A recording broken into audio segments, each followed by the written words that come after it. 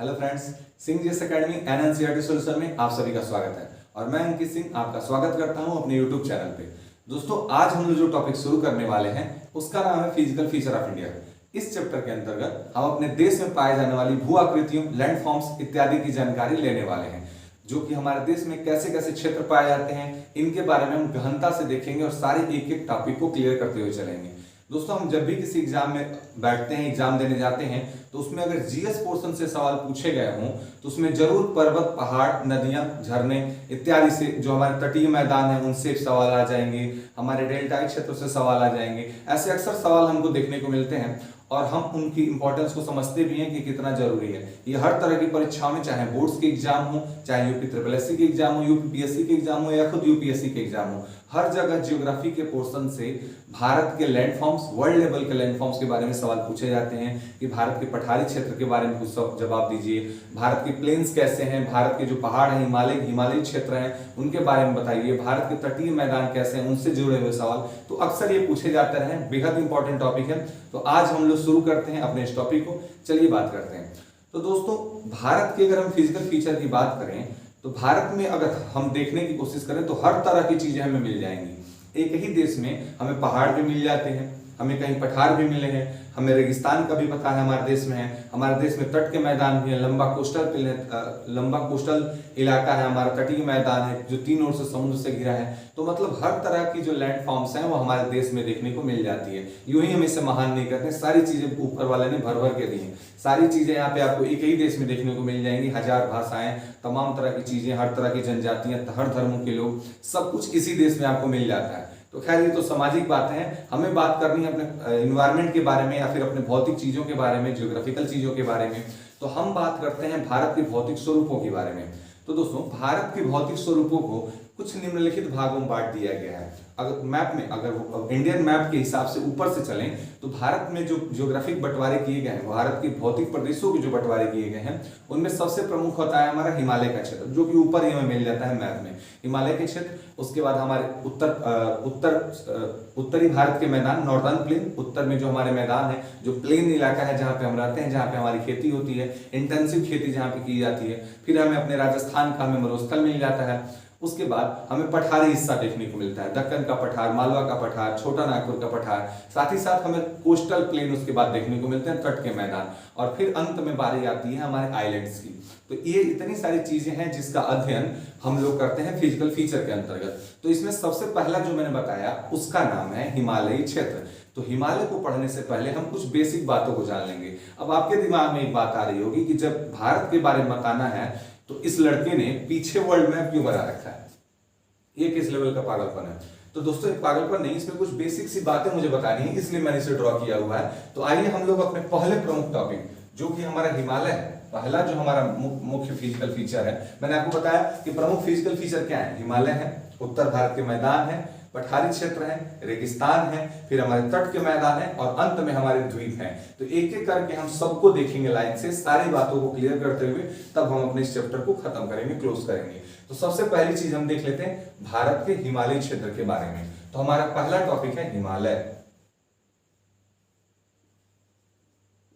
हिमालय दोस्तों, हिमालय के बारे में जानने से पहले आइए हम कुछ पुरानी बातों का मतलब है उत्पत्ति से जुड़ी हुई कुछ बातें जान लेते हैं कि हिमालय आता कहां से है, उसका निर्माण कैसे हुआ है। ये कुछ जरूरी पुरानी बातें जो ज्योग्राफिकल स्टार्टिंग, भूगर्भिक इतिहास की जब बात की जाती है, अर्थ की हिस्ट्री की बात होती है, तो शुरुआत कहां से हुई हम पहले इस पर चर्चा कर लेते हैं। तो देखिए दोस्तों, शुरुआत में अगर हम देखें तो दुनिया जो थी, पूरी अर्थ जो थी, वो एक बड़े से लैंडमास के अंतर्गत आती थी। जैसे अगर मान लें कि एक बड़ा सा लैंडमास है तो इसमें सारे ही लैंडमास, जितने ही धरती के मतलब स्थल के भूभाग, जितने स्थलीय भूभाग, वो सब के सब इसी क्षेत्र के अंतर्गत आते थे। एक बड़ा सा हिस्सा था, कोई कॉन्टिनेंट नहीं हुआ करते थे, कोई महाद्वीप नहीं होते थे, सब के सब एक ही में जुड़े होते थे। सारे जो हमारे महाद्वीप हैं, जो आज हम कितने महाद्वीप देख रहे हैं, जैसे ये हमारा उत्तरी अमेरिका हो गया, उत्तरी अमेरिकी महाद्वीप। देश और महाद्वीप में कभी कंफ्यूज न होइएगा कि अमेरिका सिर्फ एक महाद्वीप है। बहुत सारी दिक्कतें आ जाती हैं कि उत्तरी अमेरिका, दक्षिणी अमेरिका, फिर अमेरिका कौन है। तो उत्तरी अमेरिका और दक्षिणी अमेरिका सिर्फ महाद्वीप है, देश अलग बातें होती हैं। अब ये हमारा हो गया दक्षिणी अमेरिका। दक्षिणी अमेरिका महाद्वीप। ये नीचे वाले पोर्शन को ड्रॉ नहीं किएगा, अंटार्कटिका महाद्वीप है, ये नीचे इतना बना हुआ होता है। ये हमारा है ग्रीनलैंड का हिस्सा, ये हमारा ग्रीनलैंड है जो दुनिया का सबसे बड़ा द्वीप है, ठीक है। अब ये हमारा यूरोप का कुछ हिस्सा। दोस्तों अगर ध्यान देंगे तो यूरोप जो है कोई दूसरा लैंड मास नहीं है, यूरोप जो है कोई दूसरा अलग लैंड मास नहीं है, ये एशिया से जुड़ा हुआ है, लेकिन बीच में यहां पर एक यूराल नाम का पर्वत पाया जाता है जो कि इसे दो भागों में बांट देता है। यूराल पर्वत को और भूमध्य रेखा को यूरोप और एशिया के बीच की डिवाइडर माना जाता है, यही बांटते हैं, अलग अलग करते हैं यूरोप को एशिया से। और ये हमारा एशिया महाद्वीप हो गया, हमारा सबसे बड़ा कॉन्टिनेंट एशिया, ठीक है। ऑस्ट्रेलिया, ऑस्ट्रेलिया, ये हमारा अफ्रीका, अफ्रीका, और ये अपना देश भारत, भारत। तो ये हो गए हमारे कॉन्टिनेंट आज के। ये कॉन्टिनेंट नहीं है लेकिन सब कॉन्टिनेंट माना जाता है अपने देश को, इसलिए यहाँ पे इसका नाम लिखना जरूरी था। तो ये कुछ कॉन्टिनेंट देख रहे हैं हम जो कि पहले नहीं हुआ करते थे और सब के सब एक ही साथ जुड़े हुए एक ही जगह स्थिर रहते थे, जिसका नाम संयुक्त रूप से पैंजिया दिया गया था, जिसका संयुक्त रूप से नाम पैंजिया दिया गया था। जब मतलब क्या हुआ कि जब सारे कॉन्टिनेंट एक साथ जुड़े हुए थे दोस्तों, तो उसे पैंजिया के नाम से जाना जाता था। और ये जो ऊपर वाला बाकी का सारा पोर्शन है ये हमारा जलमंडल था, सबका सब पानी, सागर, और इन सबको एक साथ मिला करके पैंथलासा बोलते थे, पैंथलासा। मतलब जो स्थल भूभाग है वो पैंजिया, जो जलीय भूभाग है वो पैंथलासा। ये दो भाग हो गए। समय बीतने के साथ साथ दोस्तों अगर आप बेसिक आपको ज्योग्राफी याद होगी बचपन की, जो आप हम लोग नीचे क्लासेस में पढ़ते हैं कि अर्थ के अंदर क्या है, प्लेट्स कैसी हैं, तो एक चीज आपको वहां पे बताई जाती है। अर्थ के लेयर्स के हिसाब से आपने उसके डिवीजन देखे होंगे कि एक भूपर्कटी होती है, एक सियाल होता है, एक सीमा होता है, एक निफे होता है। ये ऊपर से नीचे की ओर परत है कि सबसे ऊपर वाले को भूपर्कटी या क्रस्ट बोलते हैं। तो क्रस्ट जो है इन्हीं में चेंजेस होते रहते हैं क्योंकि यही ऊपरी परत है जो स्थल का निर्माण करती हैं। तो दोस्तों क्या होता है कि समय बीतने के साथ साथ इस बड़े भूभाग में चेंजेस आते हैं, परिवर्तन होते हैं, ये दो टुकड़ों में टूट जाता है। जैसे पूरा लैंडमास एक साथ था, अब ये बीच से क्रैक होकर अलग हो जाता है, दो अलग अलग भूभाग बन जाते हैं। मतलब यहां से हट गया, ये दो अलग अलग भूभाग बन जाते हैं, यहां से दो भाग हो गए। तो ये जो ऊपर वाला, अब तो ये पैंजिया रहा नहीं, ये पैंथलासा अभी भी है, अब ये पैंजिया तो रहा नहीं क्योंकि अब अलग हो गया। तो अब इसके नाम बदल जाते हैं। यहां से जो ऊपर वाला पोर्शन हमारा बनता है इसे लॉरेशिया बोलते हैं या फिर अंगारा लैंड, हिंदी में अंगारा लैंड, इंग्लिश में लॉरेशिया कहा जाता है। और नीचे वाले को गोंडवाना लैंड का नाम दिया जाता है। दोस्तों अब हमारा जो पैंजिया था वो टूट चुका है और दो भागों में बट चुका है, जिसमें ऊपर वाले को अंगारा लैंड बोलते हैं और नीचे वाले को गोंडवाना लैंड बोलते हैं। अब बात आती है कि वर्तमान समय के विश्व में इसमें से कौन से क्षेत्र थे जो अंगारा लैंड में थे और कौन सी चीजें थी, कौन से हमारे कॉन्टिनेंट थे जो कि गोंडवाना लैंड में आते हैं। काफी इजी है। तो अगर हम इसे बीच से काट देते हैं, ये जो हमारा वर्ल्ड मैप है इसे अगर बीच से काट दें तो जितना ऊपर रहेगा सबका सब अंगारा लैंड, जितना नीचे पड़ेगा सबका सब गोंडवाना लैंड। उस हिसाब से दोस्तों उत्तरी अमेरिका, यूरोप और एशिया ये हमारे भाग होते थे अंगारा लैंड के, लॉरेशिया प्लेट के। और जब नीचे आ जाएंगे तो दोस्तों नीचे का जो क्षेत्र है हमारा वो है गोंडवाना लैंड और इसके अंतर्गत आते हैं दक्षिणी अमेरिका, अफ्रीका, भारत और हमारा ऑस्ट्रेलिया और नीचे का अंटार्कटिका का क्षेत्र। तो ये सारे चीजें हमारी गोंडवाना लैंड में आ जाती हैं। सवाल पूछा जाता है कि गोंडवाना लैंड के अंतर्गत आने वाले कौन कौन से महाद्वीप हैं, तो आपको क्लियर हो गया होगा कि दक्षिणी अमेरिका, अफ्रीका, भारत के क्षेत्र, ऑस्ट्रेलिया और अंटार्कटिका ये क्षेत्र हो गया। अब दोस्तों ये जिस बंटवारे की बात हम कर रहे हैं जो टूट के अलग हो गया, इस व्यवस्था को या इस विचारधारा को प्रस्तुत किया था वेगनर नाम के एक विद्वान ने। वेगनर ने इस सिद्धांत को दिया था जिन्होंने बताया था कि अर्थ सबसे पहले संयुक्त रूप में थी, सारा लैंडमास जुड़ा हुआ था।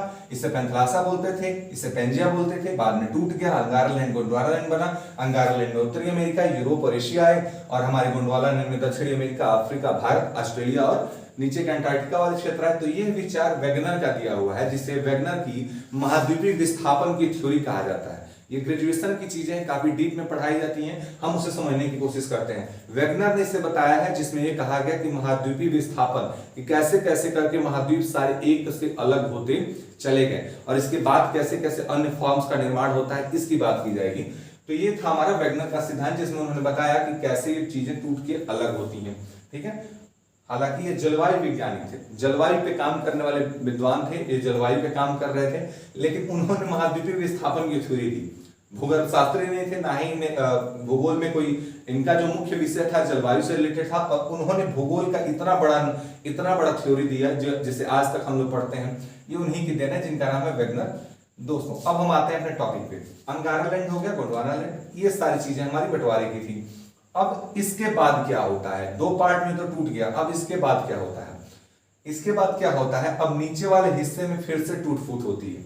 अब ये टूट फूट क्यों रही है, तो इसके बारे में अगर हम देख लें कि ये टूट कैसे जाते हैं, तो मैंने बताया कि कुछ परतें होती हैं, एक ऊपरी परत होती है जो क्रस्ट होती है, और ये सबसे ज्यादा क्या होती है, मूवेबल होती है। नीचे वाली परत की जो डेंसिटी होती है वो कठोर होती है, वो मजबूत होते हैं, और ये ऊपर की जो प्लेट्स होती हैं वो मूवेबल होती हैं, ये चलती रहती हैं, हिलती डुलती रहती हैं, मूव करती रहती हैं। अब मूव करने के जो मेरा सेंस है वो इतना वो नहीं है कि जैसे हम लोग चलते हैं वैसे ये भी मूव कर जाएगी। मूव का इसका सेंस होता है कि मतलब निचले वाले सतह की तुलना में इसमें मूवमेंट की चांसेस ज्यादा होती हैं। इनकी स्पीड जो होती है बहुत धीमी होती है, सालों साल बीतने पर 1 सेंटीमीटर का इसमें चेंज आता है। इतना भी नहीं कि आज यहाँ तो कल वहां पहुंच गया, ये ऐसा कुछ नहीं होता है, बहुत धीमी गति से परिवर्तन महाद्वीपों में होते हैं, इसी वजह से लाखों साल लग जाते हैं। अपनी इस विचार में वेगनर ने यही सारी कुछ बातें बताई थी। ये इस वजह से होते हैं क्योंकि एक सिद्धांत इस पे काम करता है, क्यों महाद्वीपीय विस्थापन हुआ, इसके लिए वेगनर ने अपने दलीलों को साबित करने के लिए बताया कि हर एक बड़े ग्रह के पास गुरुत्वाकर्षण पावर होती है। अगर अर्थ की बात की जाए तो अर्थ के पास भी गुरुत्वाकर्षण क्षमता है, और इसके उपग्रह चंद्रमा के पास भी गुरुत्वाकर्षण बल है। अब दोस्तों यहाँ पे अगर हम अर्थ का एक बस कल्पना कर लें कि कैसे होता है, सपोज करिए ये एक छोटा सा कॉन्टिनेंट है जिसपे मूवमेंट का असर हमें देखना है कि कैसे होता है। चंद्रमा यहाँ पे अब इस लैंडमास को पकड़ने की कोशिश करेगा।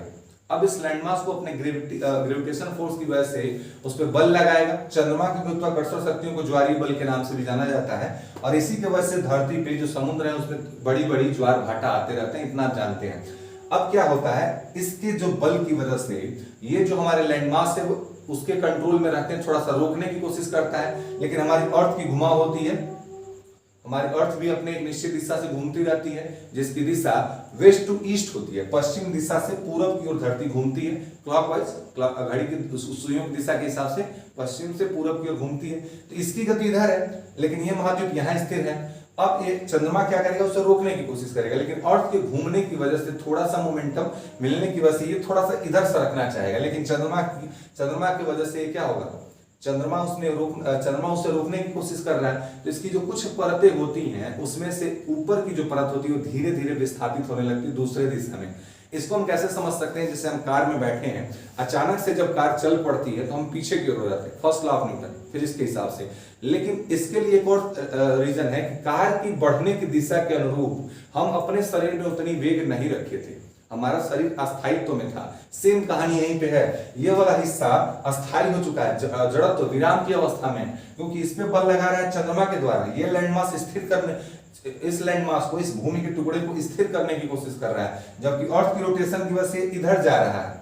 इस वजह से ऊपरी सतह जो होती है इधर उधर टूट फूट की वजह से कई क्षेत्रों में फैल जाती है, उसके रोटेशन की वजह से और चंद्रमा के प्रभाव की वजह से। जरूरी नहीं कि इधर घूम रही तो सारे इधर ही विस्थापित हो जाएंगे, बिल्कुल नहीं, चंद्रमा के प्रभाव की वजह से वो अलग अलग दिशाओं में घूमते चले जाते हैं। तो ये रहा हमारा इनके घूमने की पीछे का रीजन। अब वेगनर ने अपने सिद्धांतों को प्रूव करने के लिए बताया, जब इनसे पूछा गया कि बताइए आपने क्या चीजें देखी थी जिसके हिसाब से आपने ये बातें समझाई, तो बोलते हैं कि मैंने बहुत सारे कॉमन चीजें देखी हैं जिसके आधार पे मैंने बताया है कि यही सारे पार्ट टूट के आगे चल के कई कॉन्टिनेंट बनाते हैं। इसको सत्यापित करने के लिए उन्होंने बताया कि यहाँ पे, ये ब्राजील देश है, ब्राजील के पास जो पहाड़ियां पाई जाती हैं या फिर जो पर्वतीय क्षेत्र हैं उनका यहाँ पर पाए जाने वाले क्षेत्रों से समानता होती है, एक गुण उन्होंने बता दिया। फिर बताया कि यहाँ की जो चीजें होती हैं वो यहाँ से थोड़ी मैच करती हैं, इस क्षेत्र से मैच करती हैं, ऐसे कई गुण उन्होंने बताया। फिर वेगनर ने बताया कि यदि हम अफ्रीका, दक्षिणी अमेरिका के हिस्से को अगर अफ्रीका से यहाँ पर जोड़ने का प्रयास करें तो पूरी तरह से सेट हो जाएगा, जैसे यहीं से टूट के अलग हुआ हो। जैसे ये हमारा डस्टर है, अगर इसे हम तोड़ दें बीच से, अगर ये टूटने लायक हो, अगर टूट जाता है और फिर अगर इसके साथ में जोड़ेंगे तो भले ये बीच में दरार दिखेगी लेकिन ये आपस में चिपक जाएगा, जिससे पता चलेगा कि इसी का दूसरा हिस्सा था। तो सेम यही थ्योरी आप खुद देख के अंदाजा लगा सकते हैं कि इस चीजें को, इन हिस्सों को यहाँ पे जोड़ा जा सकता है। भारत का हिस्सा यहाँ पे छोटा सा द्वीप है मेडागास्कर नाम का, भारत यहाँ से टूट कर अलग हुआ था, तो भारत को यहाँ जोड़ सकते हैं। ऑस्ट्रेलिया भी इसी का हिस्सा है। तो ये सब थ्योरी देके वैज्ञानिक ने साबित किया कि इसी की वजह से महाद्वीपों का विस्थापन हुआ है। तो ये रही ओवरऑल हिस्ट्री अलग अलग कॉन्टिनेंट बनने की। अब हम अपने टॉपिक पे आते हैं यहाँ से हिमालय पे। उम्मीद है आपको ये बातें समझ में आई होंगी। अब हम आ जाते हैं अपने हिमालय के टॉपिक पे कि हिमालय हमारा कैसे बनता है। इसे हम हटा लेते हैं।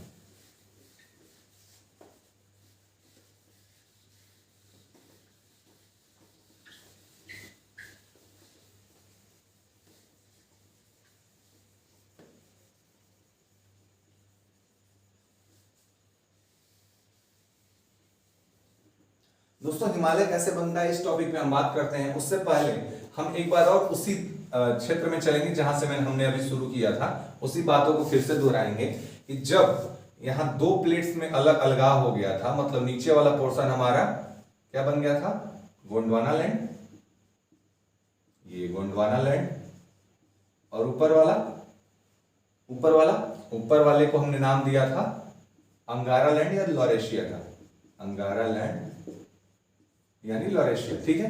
अब इन दोनों क्षेत्रों के अलग होने की वजह से ये जो बीच में गैप हुआ, अब ये पूरा समुद्र था ये सारा हिस्सा, तो बीच में गैप हुआ तो समुद्र का जल यहां भी आएगा। तो यह जो बीच में सागर बनता है इसे तैथिस सागर कहा है। तैथिज या तैथिस भी लिखा जाता है, सॉरी, तैथिस सागर का यहाँ पे निर्माण होता है बीच के क्षेत्र में। अब इसकी वजह से क्या होता है, ध्यान दीजिएगा कि ये दो बड़े बड़े लैंड मास है, दो ही टुकड़े बटे हैं, दो बड़ा सा लैंड मास है। अब क्या होगा, इसके भी आगे टुकड़े होते चले गए, तो इसकी वजह से सारे को हिस्सा, अब भारत को मैंने अफ्रीका पे दिखाया था, भारत अफ्रीका से टूट के उत्तर दिशा की ओर बढ़ता है, उत्तर दिशा की ओर। अगर आप वर्ल्ड मैप देख पा रहे हो तो अफ्रीका से टूट के भारत ऊपर की तरफ बढ़ता है, यहाँ पे ऊपर की ओर बढ़ता जाता है। यहाँ ऊपर आने के बाद इसकी टकराव होती है इसी प्लेट के हिस्से से, जिसे कहा जाता है लॉरेशिया की प्लेट। भारत अफ्रीका से टूट जाता है और टूट के जो हिस्सा अलग होता है उसका एरिया जो होता है या उसकी जो शेप होती है बस यही होती है। जो हम भारत का निचला हिस्सा देखते हैं उसी क्षेत्र के हिसाब से बस यही हिस्सा टूट करके गोंडवाना सरने होने के बाद यही हिस्सा उत्तर दिशा की ओर तेजी से बढ़ता है। तेजी से बढ़ने का मतलब हम अपनी भाषा में कह रहे हैं, तेजी वो तेजी नहीं है कि दौड़ रहा होगा, समय दर समय क्या होता है उत्तर की ओर बढ़ने लगता है। और यहाँ पे पहले से एक प्लेट मौजूद होती है लॉरेशिया वाली, उत्तरी क्षेत्र जो उत्तर में थी, जो कि लॉरेशिया का हिस्सा थी, अंगारा लैंड का हिस्सा थी।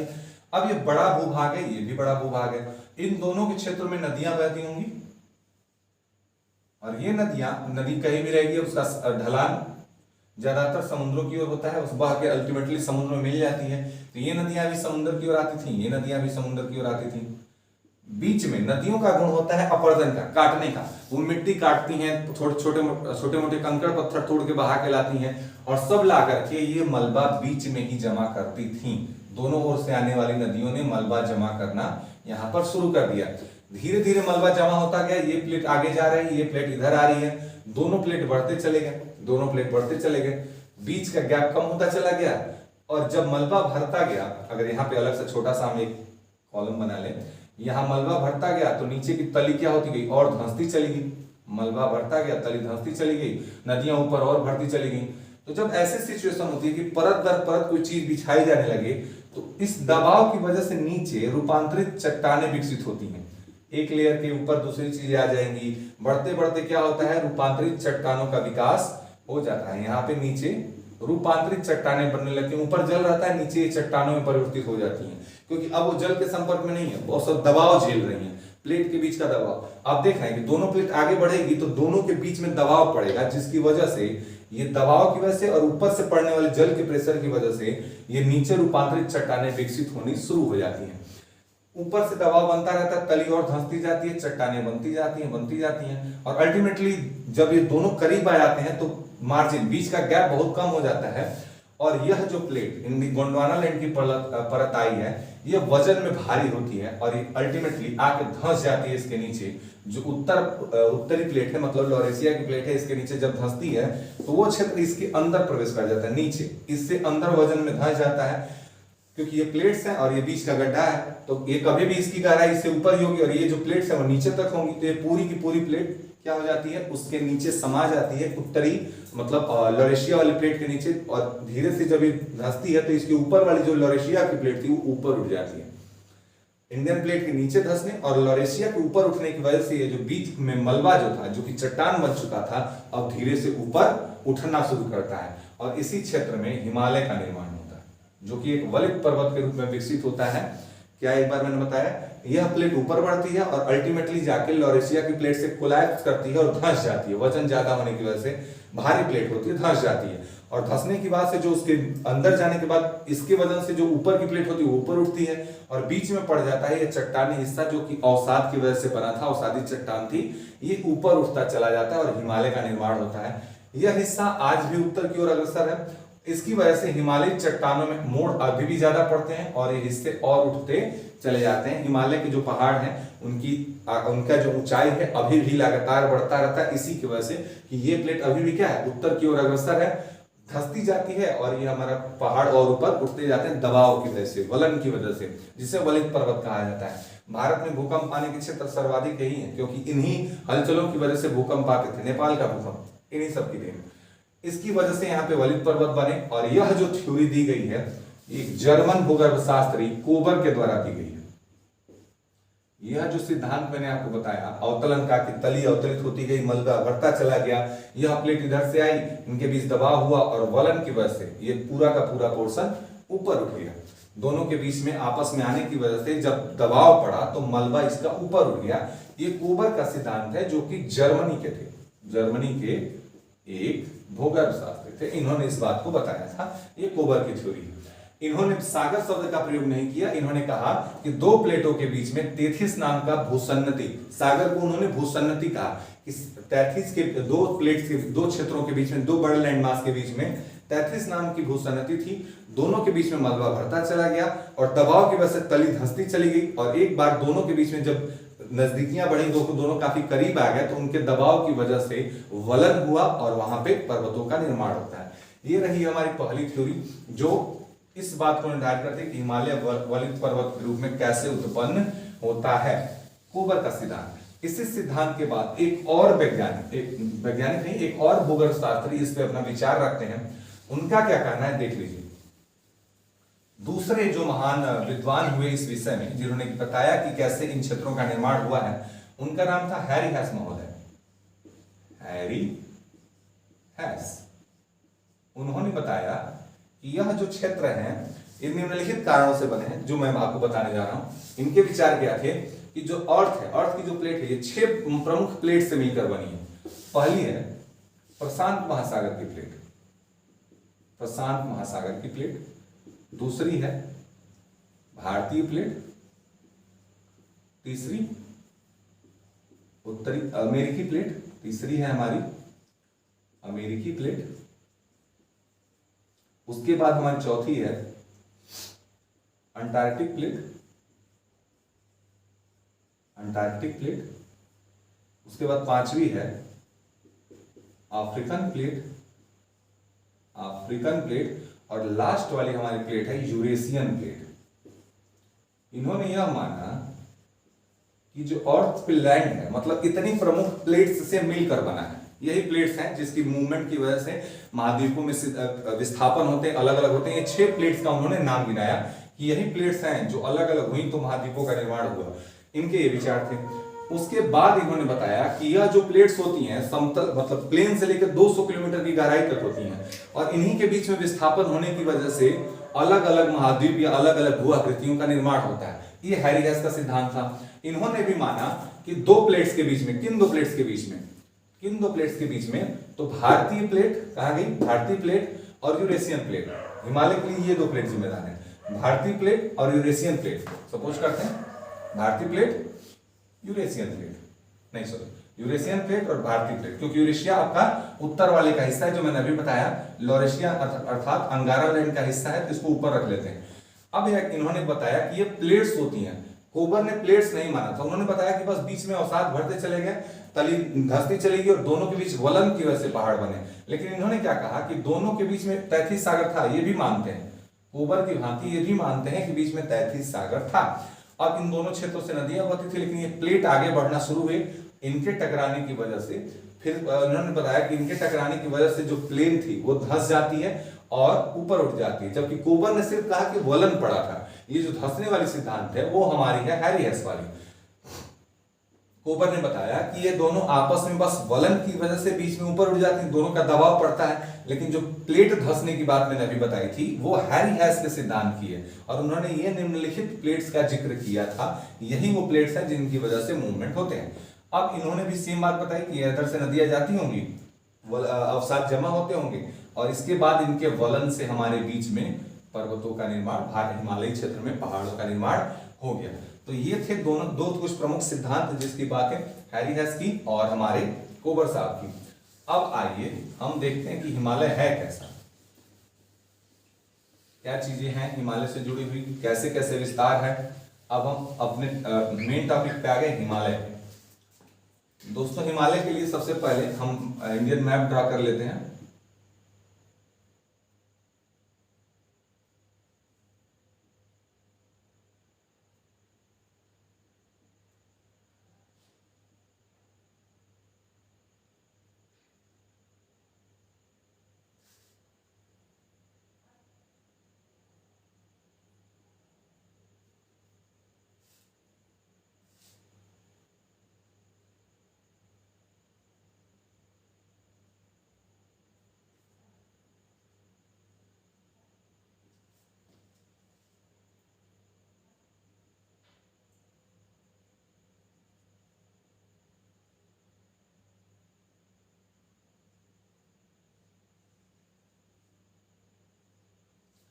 तो दोस्तों ये हमने इंडिया का मैप ड्रॉ कर लिया है। अब हम यहां देखते हैं कि हिमालय का विस्तार कहां है। तो हिमालय की बात की जाए तो हिमालय भारत में तीन प्रमुख श्रृंखलाओं द्वारा देखा जाता है। हिमालय की तीन प्रमुख श्रृंखलाएं भारत में हैं, तीन प्रमुख श्रृंखलाएं। इसमें जो सबसे बाहर वाली, सबसे उत्तर की ओर है, आप मैप में दिशा जानते होंगे, ऊपर वाले को नॉर्थ बोलते हैं, ऊपर वाले को नॉर्थ, नीचे वाले को साउथ, इधर वाले को वेस्ट, इधर वाले को ईस्ट। उत्तर की ओर जो सबसे ऊपर है, इस हिमालय को कहा जाता है बृहद हिमालय। इंग्लिश में बोलते हैं ग्रेटर हिमालय, इसे हिंदी में बोलते हैं बृहद हिमालय, बृहद हिमालय या फिर हिमाद्री, महान हिमालय, जो भी कहें। ये ऊपर वाले का नाम है, ग्रेटर हिमालय, इनर हिमालय और हिमाद्री। ये सबसे ऊपर की श्रेणी का नाम है, जो हिमालय की मेन श्रृंखला गई है उसमें की पहली वाली का नाम है बृहद हिमालय। दूसरे वाले का नाम है, इंग्लिश में लेजर हिमालय बोलते हैं, हिंदी में इसे मध्य हिमालय कह सकते हैं। मध्य हिमालय है, बीच का हिमालय है, लेजर हिमालय, मध्य हिमालय। और नीचे वाले का नाम शिवालिक है। नीचे वाली जो पहाड़ियां हैं इसे शिवालिक का पहाड़ बोलते हैं, नीचे वाले को शिवालिक बोलते हैं। अब देखिए इसके बाद बात आती है कि इनके निर्माण के बाद क्या इनका आकार बना था। तो ये तीन प्रमुख तो लाइन बन गई, साथ ही साथ यह हिमालय का जो क्षेत्र है ये यहां पर आने के बाद, यहाँ के विस्तार के बाद दक्षिणवर्ती मोड़ दर्शाता है। तो एक मोड़ इसका नीचे की ओर आ गया है और दूसरा मोड़ भारत के इन पूर्वोत्तर राज्यों के साथ दूसरा मोड़ नीचे आ गया है, और तीसरा जो एक और मोड़ जो यहां से आता है वो इस साइड की ओर मुड़ गया है। एक और मोड़ जो है जो इधर की ओर मुड़ गया है, दक्षिणवर्ती मोड़, यहां से जाकर के सीधा दक्षिण की ओर हिमालय मुड़ जाता है। यहां भी यही बात है, यहां तक आने के बाद यह जो हिस्सा है ये दक्षिण की ओर मोड़ दिखाता है, दक्षिण की ओर मोड़ दिखाता है। जिसमें अब इनके नामकरण की बात किया जाए, नामकरण की अगर बात करते हैं तो ये हिस्सा जो हमारा पाकिस्तान की ओर जा रहा है, पाकिस्तान में टच करता है, उसे सुलेमान की पहाड़ियां कहते हैं। सुलेमान पहाड़ियां बोलते हैं, सुलेमान का पहाड़। इधर जो हिस्सा हमारा अफगानिस्तान की ओर है इसे हिंदुकुश पर्वत के नाम से जाना जाता है, हिंदुकुश पर्वत के नाम से जाना जाता है। एक जमाने में जब मौर्य शासन हुआ करता था बिहार में, तो यहां से लेकर के इनकी सीमाएं यहां तक आया करती थी। अशोक महान की जो सीमाएं थी यहां तक फैली हुई थी। बृहद साम्राज्य उनका हुआ करता था, बिना किसी विरोध के निष्कंटक राज करने वाला राजा। एक बार राजा बनने के बाद जिसका शासन व्यवस्था इतने अच्छा था, इतने शांतिप्रिय, इतना महान राजा कि कोई विद्रोह नहीं होते, तो यहां तक उनका क्षेत्र होता था। अब ये बात की जाए, ये तो हमारा उत्तर का क्षेत्र हो गया। इधर के जो क्षेत्र हैं ये हमारे राज्यों के साथ साथ जो गुजरते हैं, अलग अलग राज्यों में इनका नाम अलग अलग है। जैसे कि मिजोरम में इनका नाम मिजो पहाड़ी है। जो पहाड़ियां हमारी जो नीचे की ओर गई हैं पूर्वोत्तर राज्यों को टच करते हुए, मिजोरम में इन्हें मिजो पहाड़ी कहते हैं। मणिपुर में जब ये मणिपुर राज्य से निकलती हैं तो इनको वहां की भाषा में मणिपुर में मणिपुर ही बोलते हैं। मणिपुर की पहाड़ियां सीधा सीधा जैसा है नाम वैसा मणिपुर की पहाड़ियां। उसके बाद जब ये आती है नागालैंड में इन्हें नागा पहाड़ी, ठीक है, नागालैंड में नागा पहाड़ी। यहां अरुणाचल प्रदेश में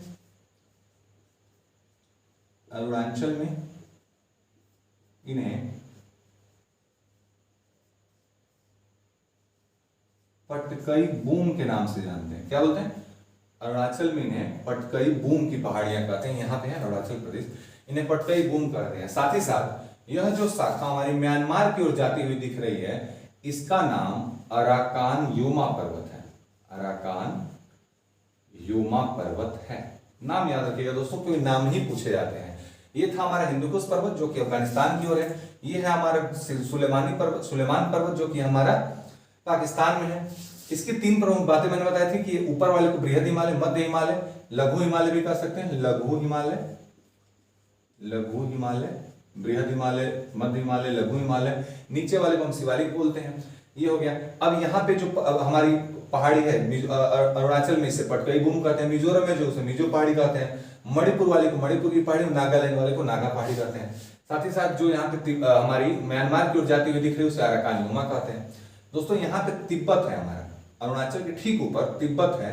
यहाँ पर एक और पर्वत, इसी की श्रृंखला में एक और पहाड़ पाया जाता है जिसका नाम है नामचा वरवा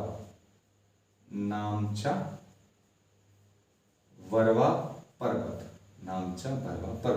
तो इस तरह से, और यहाँ पे जम्मू कश्मीर के क्षेत्र में यहाँ पे एक और पर्वत है नंगा पर्वत। अब देखिए उत्तर से लेकर के पूरब तक यहाँ की सीमा बनाने का काम इस हिमालय की जो सीमा है, मतलब उत्तर में नंगा पर्वत और यहाँ की आखिरी पॉइंट है हमारा नामचा बरवा या फिर पटकई बूम। दो प्रमुख इसकी मोड़ तक क्या करती हैं, दोनों की सीमाएं हैं। एक सीमा ये तय करती है, एक सीमा ये तो पाकिस्तान और अफगानिस्तान की बात हो गई। लेकिन भारत में पाए जाने वाले पर्वतों की यही शुरुआती और यही अंतिम कड़ी है। ये नंगा पर्वत और यहाँ अरुणाचल का पटकई बूम पर्वत, ये इसकी, और इसके ऊपर हमारा तिब्बत में नामचा बरवा पाया जाता है। इस पूरे क्षेत्र का जो आकार है वो धनुषाकार है, मतलब हिमालय एक चापाकार या धनुषाकार आकार की पर्वत श्रृंखला है। यह विश्व की सबसे बड़ी पर्वत श्रृंखलाओं में से एक है जिनका विस्तार पश्चिम से पूरब की ओर हुआ है। ज्यादातर बहुत बड़ी बड़ी पर्वत श्रृंखलाएं जैसे एंडीज हो गई, रॉकी हो गई, लेकिन यूराल हो गया, लेकिन इनका विस्तार ऊपर से नीचे, मतलब उत्तर से दक्षिण की ओर है। पश्चिम से पूरब की ओर पर्वत श्रृंखलाओं में हिमालय सबसे बड़ी पर्वत श्रृंखला है जिसकी टोटल लंबाई 2400 से 2500 किलोमीटर तक की है। 2400 किलोमीटर ऐसे इसकी जो लंबाई है शुरुआत से लेकर अंत तक, ये इसकी है 2400 किलोमीटर। साथ ही साथ अब इसके ऊपरी क्षेत्र में भी तीन प्रमुख पहाड़ियां पाई जाती हैं, तीन प्रमुख पर्वत के रेंज पाए जाते हैं। इनके नाम के यहां ध्यान दीजिएगा। अब हम इसे मिटा देते हैं। अब देखिए तीन प्रमुख रेंज ऊपर भी पाई जाती हैं, जिसमें से यहां पे जो है पहला जो हमारा ऊपर वाला, इसे काराकोरम कहते हैं। काराकोरम की सीरीज, काराकोरम श्रृंखला, काराकोरम सीरीज। दूसरा वाला जो है इसे लद्दाख कहते हैं, लद्दाख की पहाड़ी, लद्दाख सीरीज है। और तीसरा को जास्कर नाम से जाना जाता है, जास्कर। ये तीन हमारी पर्वतमालाएं होंगी। अब ध्यान देने वाली बात यह है कि यह जो दो श्रृंखलाएं काराकोरम और लद्दाख, काराकोरम और लद्दाख, इसके बीच से एक नदी गुजरती है जिसका नाम है श्योक नदी। श्योक नदी, एक नदी गुजरती है जिसका नाम है श्योक नदी। ये सिंधु की सहायक नदी है जो आगे जाके उसमें मिल जाती है। सिंधु नदी यहां से निकलती है, इधर से आगे बढ़ते हुए डॉट डॉट डॉट इधर से आगे बढ़ते हुए यहां से उतर के पाकिस्तान में आ जाती है। यह जो क्षेत्र है जो जिन दो पहाड़ियों के बीच से बहते हुए निकल रही हैं वो लद्दाख और जास्कर है। इन दोनों पहाड़ियों के बीच से सिंधु नदी गुजरती है और इसी जास्कर पहाड़ी के यहाँ से बीच से गुजरती है और इसी नदी के दाहिनी तरफ लेह शहर बसा हुआ है। यह जो हमारा है सिंधु घाटी के बहाव के क्षेत्र है, श्योक नदी भी आके इसमें मिल जाती है। अब हम आते हैं अपने टॉपिक पे। काराकोरम पहाड़ी जो है, काराकोरम की श्रृंखला है, भारत की सबसे ऊंची पर्वत चोटी केटू जो है, केटू इसी पहाड़ पर पाई जाती है, इसी रेंज में पाई जाती है, केटू रेंज में। अब देखिए सवाल तीन प्रमुख आपके सामने आते हैं कि भारत की सबसे ऊंची पर्वत चोटी कौन सी है, भारत की सबसे ऊंची पर्वत चोटी कौन सी है। दूसरा सवाल, हिमालय पर स्थित भारत की सबसे ऊंची पर्वत चोटी कौन सी है। दूसरा सवाल क्या है, हिमालय पर स्थित भारत की सबसे ऊंची पर्वत चोटी कौन सी है। और तीसरा प्रमुख सवाल है कि दुनिया की सबसे ऊंची पर्वत चोटी कौन सी है। दोस्तों ध्यान दीजिएगा कि दुनिया की जो सबसे ऊंची पर्वत चोटी है वो यहाँ पर नेपाल में स्थित माउंट एवरेस्ट है।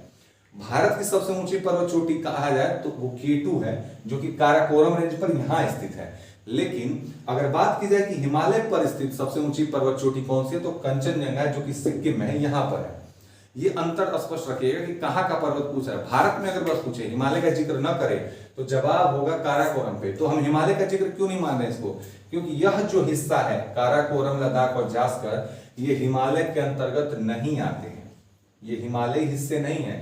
ये हमारी पुरानी ऊपर की पहाड़ियों, सॉरी नॉट पहाड़ियों, ऊपर की जो प्लेट्स थी हमारी लॉरेशिया वाली, उसके हिस्सा है। मतलब क्या कि हिमालय से पहले की बन चुकी पहाड़ियां, हिमालय की तुलना में पुरानी पहाड़ी रेंज है, पहाड़ों के रेंज है, इसलिए इन्हें पहले की पहाड़ियां हैं। इनका दूसरा नाम है, इन्हें पार हिमालय के नाम से जाना जाता है, पार हिमालय। ये इंडियन प्लेट का हिस्सा नहीं थी, ये हमारी लॉरेशिया या फिर अंगारालैंड प्लेट की हिस्सा है। इन्हें पार हिमालय कहा जाता है। इन तीनों श्रृंखलाओं को, काराकोरम, लद्दाख और जास्कर, हिमालय के साथ नहीं बने हैं, ये इनसे पूर्व की पर्वत श्रृंखला है। इन्हें पार हिमालय या अंग्रेजी में ट्रांस हिमालय भी कहते हैं, ट्रांस हिमालय या पार हिमालय कहते हैं। और इस पे चूंकि है तो भारत में ही, तो भारत में स्थित सबसे ऊंची पर्वत चोटी हमारी केटू है। भारत में हिमालय पर स्थित हमारी सबसे बड़ी पर्वत चोटी सिक्किम में स्थित हमारी कंचनजंगा है। और साथ ही साथ दुनिया की सबसे ऊंची पर्वत चोटी माउंट एवरेस्ट है। सिर्फ माउंट एवरेस्ट ही नहीं, भारत दुनिया की जो सबसे ऊंची पर्वत चोटी है, 10 पर्वत चोटियां यहीं पर स्थित है। ऊंचाई में अगर देखी जाए तो 10 ऊंची प्रमुख चोटियां इसी क्षेत्र में स्थित हैं, कुछ नेपाल में, कुछ भारत में। मकालू पर्वत श्रृंखला, धौला, ऐसी कुछ विशेष पहाड़ी क्षेत्र हैं जो कि इसी क्षेत्र में पाए जाते हैं। अगर बात की जाए इनके रेंज की तो यह हिस्सा काफी चौड़ा है। हिमालय की जो 3 श्रृंखलाएं गई हैं, इनके बीच में जो गैप है, घाटियों का जो गैप है, इस क्षेत्र में सर्वाधिक देखने को मिलता है। बीच में हिस्सा काफी सकरा है जिसकी वजह से ऊंचाइयां ज्यादा बढ़ गई हैं, दबाव ज्यादा पड़ा। बीच में क्षेत्र कम होगा तो दबाव ज्यादा पड़ने की वजह से ऊंचाई ज्यादा बढ़ी है। इसी वजह से टॉप 10 की प्रमुख पहाड़ियां इतने दूर के ही रेंज में पाई जाती हैं।